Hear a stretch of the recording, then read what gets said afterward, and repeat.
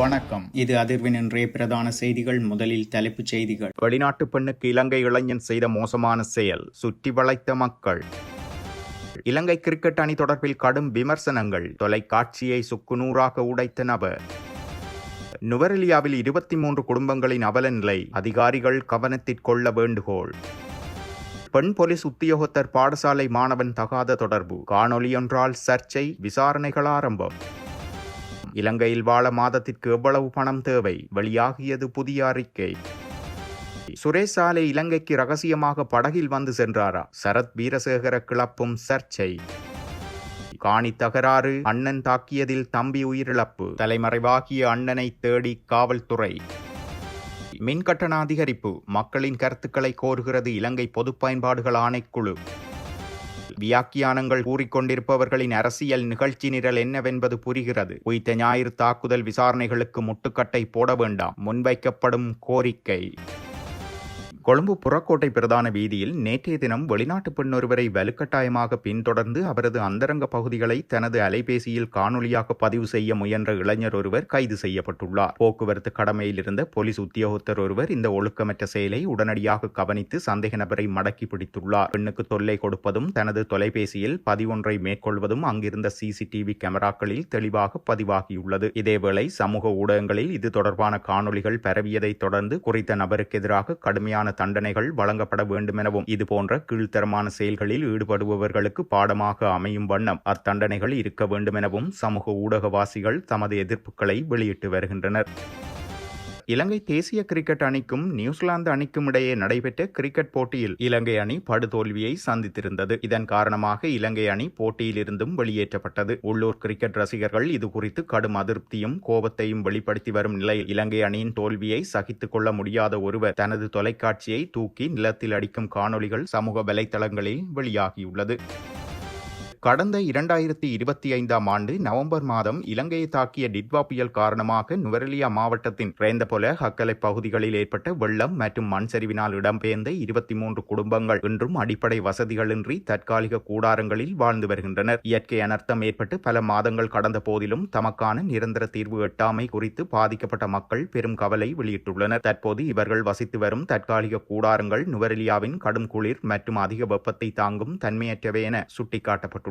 மழை காலங்களில் கூடாரங்களுக்குள் நீர் கசிவதாலும் மின் வசதி இல்லாமையினாலும் முதியவர்கள் மற்றும் சிறுவர்கள் சொல்லனா துயரங்களை எதிர்நோக்கி வருகின்றனர். இப்பகுதியில் நிலவும் குடிநீர் தட்டுப்பாடு காரணமாக மக்கள் பல மைல் தூரம் கடந்து சென்றே நீரை பெற்றுக்கொள்ள வேண்டிய தேவை உள்ளது. அத்தோடு 23 குடும்பங்களுக்கென பொதுவாக 5 மலசல கூடங்கள் மாத்திரமே காணப்படுவதால் சுகாதார சீர்கேடுகள் ஏற்படும் அபாயம் ஏற்பட்டுள்ளது. தற்போது நிலவும் மாறுபட்ட வானிலை மாற்றங்களால் பல்வேறு தோல் நோய்கள் பரவி வருவதாகவும் முறையான மருத்துவ வசதிகளோ சுகாதார பாதுகாப்போ தமக்கு கிடைக்கவில்லை எனவும் பாதிக்கப்பட்ட மக்கள் கண்ணீர் மல்க தெரிவிக்கின்றனர். எமக்கென ஒரு எதிர்காலம் இருக்குமோ என்று தெரியவில்லை என தெரிவிக்கும் இம்மக்கள் தமது வீடுகளை புனரமைக்க அல்லது நிரந்தர வீடுகளை பெற்றுக் கொடுக்க அரசியல்வாதிகளும் சம்பந்தப்பட்ட அதிகாரிகளும் உடனடியாக முன்வர வேண்டும் என பாதிக்கப்பட்ட மக்கள் உருக்கமான கோரிக்கை விடுத்துள்ளனர்.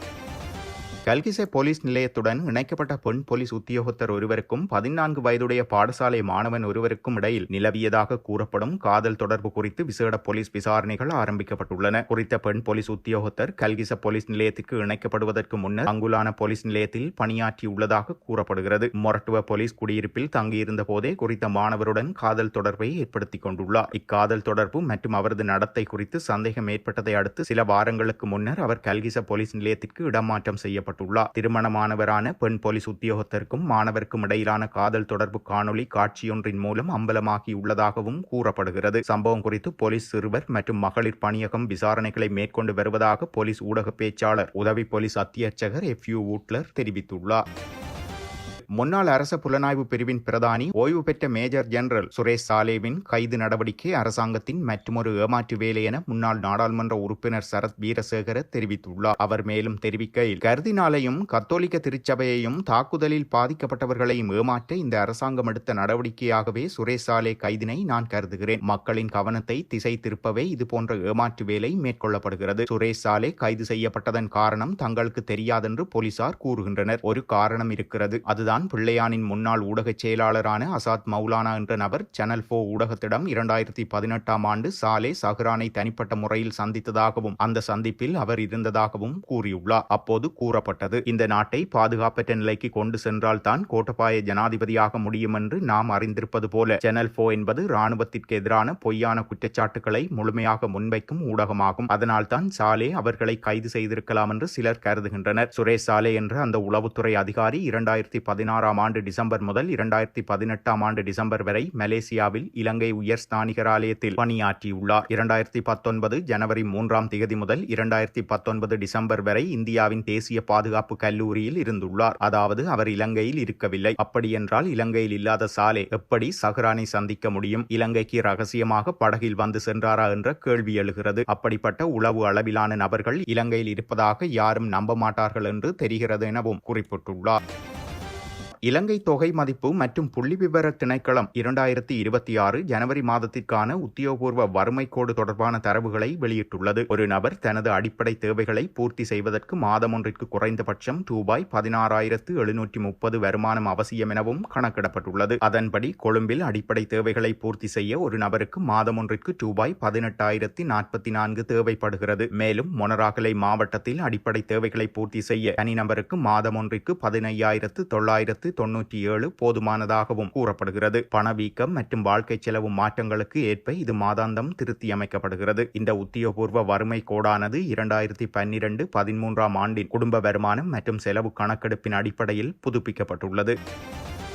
நீண்டகால காணி பிரச்சினை காரணமாக சகோதரர்களுக்கிடையே ஏற்பட்ட மோதலில் மூத்த சகோதரர் தாக்கியதில் இளைய சகோதரர் உயிரிழந்த சம்பவம் எல்பிட்டிய பதுவன்ஹேன பகுதியில் இடம்பெற்றுள்ளது. எல்பிட்டிய பொல்கஸ்வத்த பகுதியை சேர்ந்த இரு சகோதரர்களுக்கிடையே நீண்டகாலமாக தனிப்பட்ட காணி பிரச்சினை நிலவி வந்துள்ளது. இந்த நிலையில் குறித்த காணியை அளவீடு செய்வதற்காக நேற்று முற்பகல் 11 மணியளவில் நில அளவையாளர்கள் வருகை தந்துள்ளனர். நில அளவீட்டு பணிகள் நிறைவடைந்த பின்னர் இருவருக்கும் இடையில் மீண்டும் தர்க்கம் ஏற்பட்டுள்ளது. இந்த வாக்குவாதம் முற்றிய நிலையில் ஆத்திரமடைந்த மூத்த சகோதரர் தனது தம்பியை தாக்கியுள்ளார். இந்த தாக்குதலில் உயிரிழந்தவர் 73 வயதுடைய 5 பிள்ளைகளின் தந்தை என அடையாளம் காணப்பட்டுள்ளார். சம்பவம் தொடர்பாக எல்பிட்டிய காவல்துறையினர் தீவிர விசாரணைகளை முன்னெடுத்துள்ளனர்.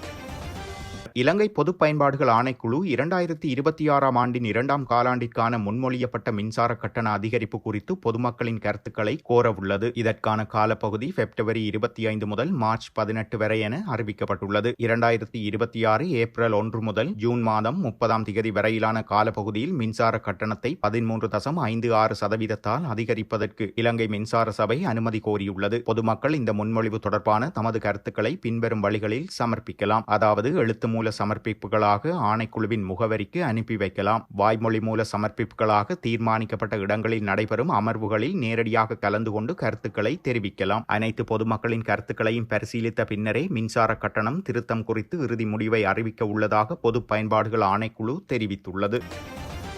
உயிர்த்த ஞாயிறு பயங்கரவாத தாக்குதல் தொடர்பாக தற்போது முன்னெடுக்கப்பட்டு வரும் விசாரணைகளுக்கு எந்தவித இடையூறுகளையும் ஏற்படுத்த வேண்டாம் என அருட்தந்தை சிறில் காமினி நேற்றைய தினம் கோரிக்கை விடுத்துள்ளார். நேற்று நடைபெற்ற ஊடகவியலாளர் சந்திப்பில் கலந்து கொண்டு உரையாற்றும் போதே அவர் இதனை தெரிவித்துள்ளார். அவர் மேலும் கூறுகையில், இது 300 உயிர்களை பறித்த ஒரு மிலேச்சத்தனமான தாக்குதல். உயிரிழந்தவர்களில் பெரும்பாலானோர் ஆராதனையில் கலந்து கொள்ள சென்றவர்கள். இதில் அனைத்து மதங்களையும் இனங்களையும் சேர்ந்தவர்கள் உள்ளடங்குகின்றனர். இது ஒரு திட்டமிட்ட மனித படுகொலையாகும். இந்த தாக்குதலின் பின்னணியில் உள்ள உண்மை கண்டறிவது என்பது இந்நாட்டின் சட்டம் சரியாக செயற்படுகிறது என்பதை உறுதிப்படுத்தும் ஒரு செயலாகும். அவ்வாறு உண்மை கண்டறியப்படாவிட்டால் குற்றம் செய்துவிட்டு தப்பித்து விடலாம் என்ற அச்சமற்ற நிலை உருவாகிவிடும். இதை எம்மால் ஏற்றுக்கொள்ள முடியாது. குற்றப்புலனாய்வு திணைக்களம் தற்போது முன்னெடுக்கும் கைது நடவடிக்கைகள் மற்றும் விசாரணைகளுக்கு பல்வேறு வியாக்கியானங்களை கொடுப்பவர்களின் பின்னணியில் உள்ள அரசியல் நிகழ்ச்சி நிரல் என்னவென்பது புரிகிறது. இதனை அரசியலாக்க வேண்டிய அவசியமில்லை. இது ஒரு சுயாதீன விசாரணை. அதனை சுதந்திரமாக செய்ய அனுமதிக்க வேண்டும். இந்த விசாரணைகளை குலைக்க முயற்சிப்பது என்பது இத்தாக்குதலில் உயிரிழந்த மற்றும் அங்கவீனமுற்று பாதிக்கப்பட்ட மக்களுக்கு செய்யப்படும் பாரிய அநீதியாகும். எனவே அனைவரும் பொறுமையுடன் இருந்து இந்த விசாரணைகள் தடையின்றி முன்னெடுக்கப்பட ஒத்துழைக்க வேண்டும். அனைவரும் பேசிக்கொள்ளும் அரசியல் சதி இதில் இருந்ததா? அப்படி இருந்தால் அதனை செய்தது யார்? ஏன் இந்த தாக்குதல் நடத்தப்பட்டது போன்ற கேள்விகளுக்கான விடைகளை நாம் அவசியம் கண்டறிய வேண்டும். இதற்கு எவராவது முட்டுக்கட்டை போட்டால் அது பாதிக்கப்பட்டவர்களுக்கு எதிராக செய்யப்படும் மற்றொரு குற்றமாகும் என அவர் தெரிவித்துள்ளார். இத்துடன் செய்திகள் நிறைவடைகின்றன. மறக்காமல் அதிர்வு சேனலை லைக் மற்றும் சப்ஸ்கிரைப் செய்து கொள்ளுங்கள்.